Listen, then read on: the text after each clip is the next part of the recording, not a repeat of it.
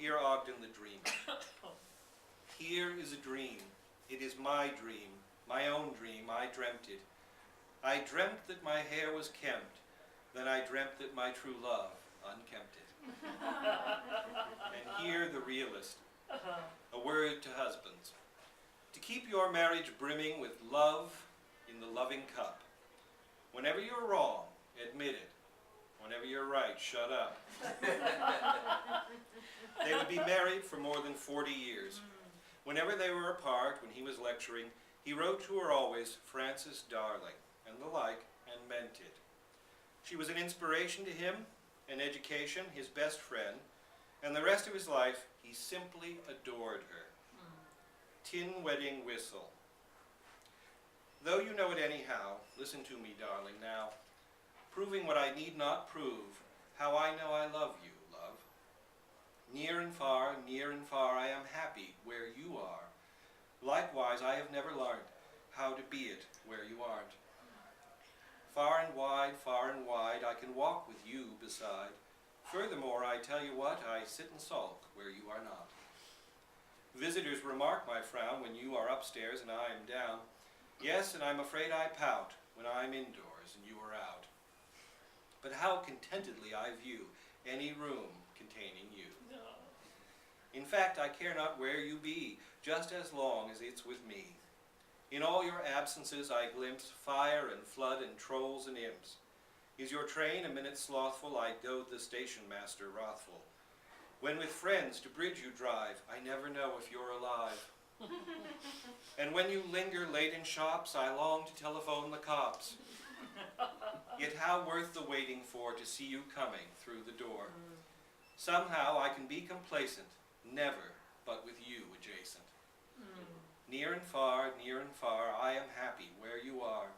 Likewise, I have never learnt how to be it where you aren't. Then grudge me not my fond endeavor to hold you in my sight forever.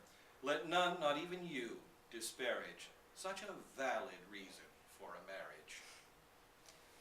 The laughter and the romance for the Nashes never died. A lady who thinks she's 30. Unwilling Miranda wakes, feels the sun with terror. One unwilling step she takes, shuddering to the mirror. Miranda in Miranda's sight is old and gray and dirty. 29 she was last night, this morning she is 30. Shining like the morning star, like the twilight shining, haunted by a calendar, Miranda is a pinin'. Silly girl, silver girl, draw the mirror toward you. Time will make the years to whirl, adorned as he adores you. Time is timelessness for you, calendars for the human. What's a year or 32? Loveliness made woman. O night will not see 30 again, yet soft her wing, Miranda. Pick up your glass and tell me then, how old is spring, Miranda? He would write love poems, lovely poems, to his wife for the whole of their married life. For Frances, April 12, 1946. Love is the lost dimension, a realm of time, where seconds lag and years slip by unheeded. The precipice to drop, the cliff to climb. Love is to need and needing to be needed. It is the patient architect that builds misunderstandings into understanding. The sunrise and the waking sea it gilds, the far new shore and the precarious landing.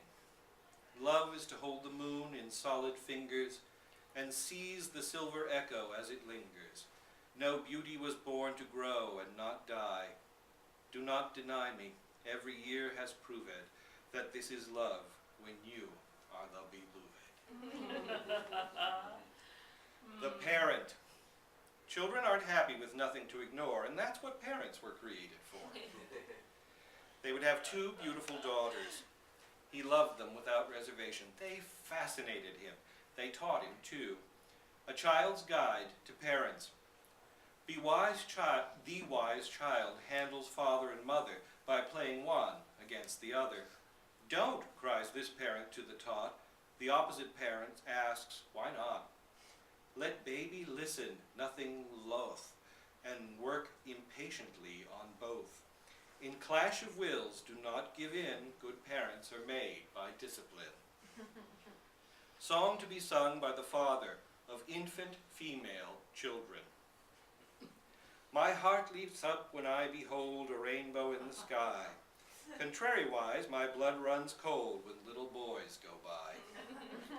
For little boys, as little boys, no special hate I carry, but now and then they grow to men, and when they do, they marry.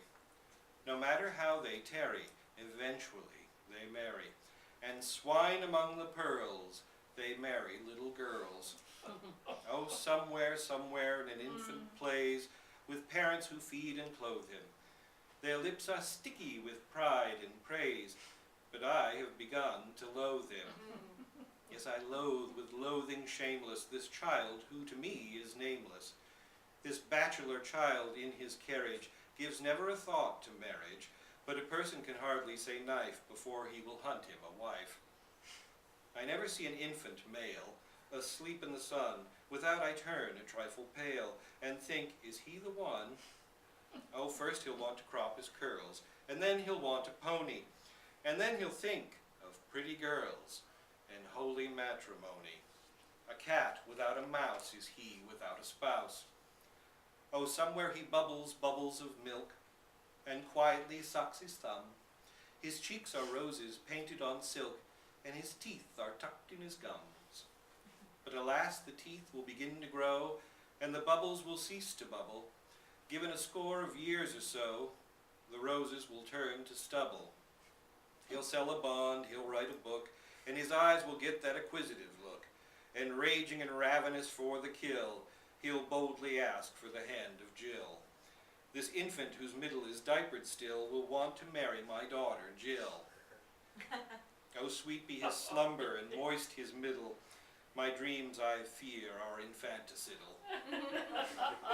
A fig for embryo Lowengrins. I'll open all his safety pins. I'll pepper his powder and salt his bottle, and give him readings from Aristotle. Sand for his spinach I'll gladly bring, and Tabasco sauce for his teething ring. Then perhaps he'll struggle through fire and water to marry somebody else's daughter.